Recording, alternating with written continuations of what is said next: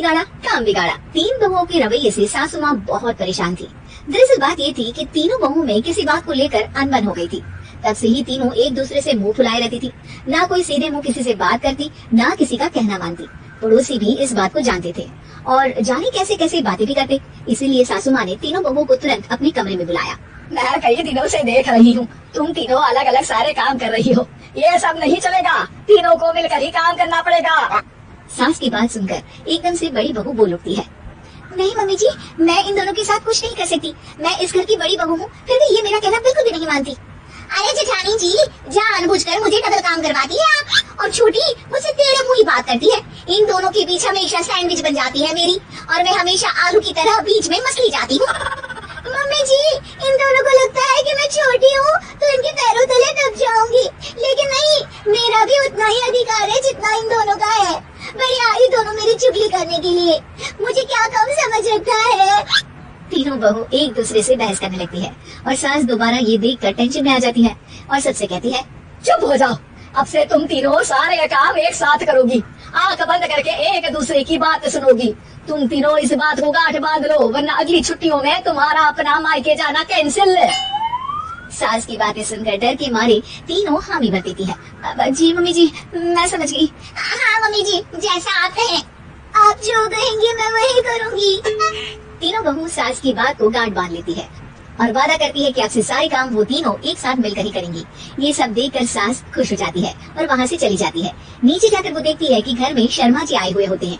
सास जोर से आवाज लगाकर कहती है, अरे बहू, जरा चाय बनाकर तो लाना, शर्मा जी आए हैं। सास की बात सुनकर तीनों बहू तुरंत किचन की ओर भागती है और चाय बनाना शुरू कर देती है। मुझे तो एकदम मसाले वाली कड़क चाय पसंद है, तो हम शर्मा जी के लिए मसाले वाली चाय ही बनाएंगे। अरे नहीं दीदी, गर्मी के मौसम में मसाला चाय कौन पीता है? मैं तो शर्मा जी के लिए इलायची वाली चाय ही बनाऊंगी। ये कैसी बात कर रही हैं आप दोनों? मेरी मम्मी ने सिखाया है कि मेहमान को ज्यादा दूध और शक्कर वाली चाय देनी चाहिए, वरना वो घर वालों को कंजूस समझते हैं। तो मैं तो शर्मा जी को ऐसे ही चाय दूंगी। तीनों बहुएं अपने अपने तरीके से चाय में शक्कर, मसाला, पत्ती सब डाल देती है। उबलने के बाद तीनों मिलकर चाय बाहर लेकर जाती है और शर्मा जी और सासू माँ को देती है।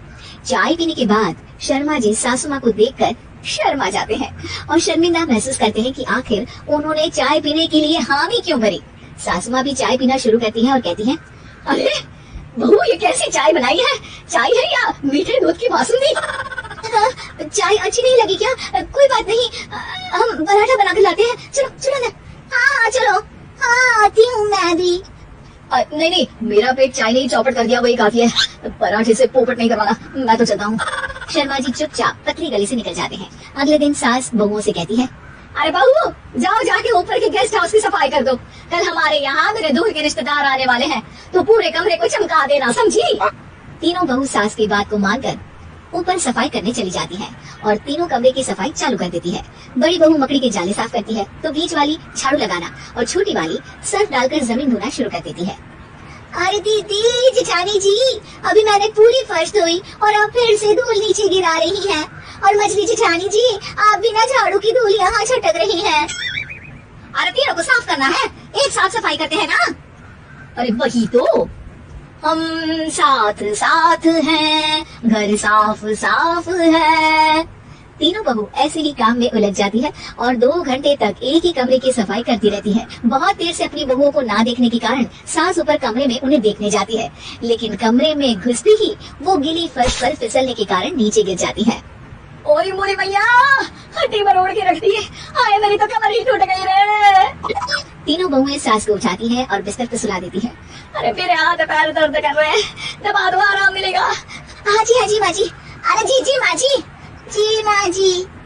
और तीनों बहुएं एक साथ सास के हाथ को दबाना शुरू कर देती है। माँ की तो चीख ही निकल जाती है और नतीजा ये होता है कि सास के बचे हुए शरीर में भी दर्द उठ जाता है। हाय राम, ये क्या कर दिया तुम तीनों ने? अरे मेरी तो किस्मत ही फूटी है कि तुम जैसी बहुएं मुझे मिली। हे भगवान, पूरे शरीर में दर्द बढ़ गया है। अब तो पता नहीं कि चल भी पाऊंगी या नहीं। माफ करो, मुझे गलती हो गई मुझसे कि तुम तीनों को एक साथ काम करने के लिए बोला। सोचा था तीनों मिलकर अच्छे से काम करेगी, लेकिन बड़े बुजुर्ग सही कहते थे कि 3 तिगाड़ा काम बिगाड़ा। तुम लोगों ने ये बात ना आज साबित करके दिखा दी। तुम तीनों को तो समझाना यानी मानो भैंस के आगे भी बजाना है। तुम्हें अकेले अकेले काम करना है ना, तो अब से तुम अकेले ही अपना अपना काम करो। तीनों बहुएं वहाँ से जाने लगती है। अरे कहाँ जा रही हो? आप ही ने तो कहा कि अपना अपना काम करो, तो मुझे मुल्तानी मिट्टी लगानी है। अरे मुझे भी तो नेल पॉलिश लगानी है। मुझे ना मेहंदी लगानी है। सास अपना सर पीट लेती है और कहती है, अरे मुझे भी लगाना है कुछ। क्या माँ जी, क्या माँ जी, क्या माँ जी? तुम्हारे घर वालों को फोन तुम्हारी हरकतें बताने के लिए